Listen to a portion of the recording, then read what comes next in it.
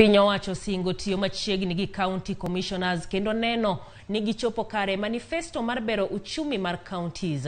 Kane oloso gi Komishonas 30 mawuok e gwenge ma oro okwake thurka, Jalup Jatend piny Kenya Rigathi Gachagua nosingo ni piny owacho biro tiyo kanyakla gi Komishonas go kendo gibiro keto weche siasa tenge. Bende nosingo ni kaachiel gi Jatend piny William Rito gibiro nywako lwedo kendo keto tenge siasa ma bende ketho oganda.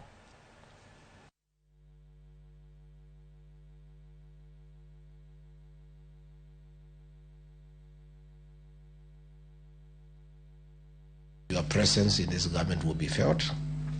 You are our very serious partners. We want to create friendship. We want to create synergy for our work to be better. You know, and you guys must understand, the governors have resources. If we work closely with them and we create friendship and synergy, those resources can be available to you and our people. It is you as a county commissioner to reach them out and make them feel comfortable with you so that this work can be easy. And I implore every one of you to take it as a personal responsibility to reach out to your governor and make him feel comfortable with you and the national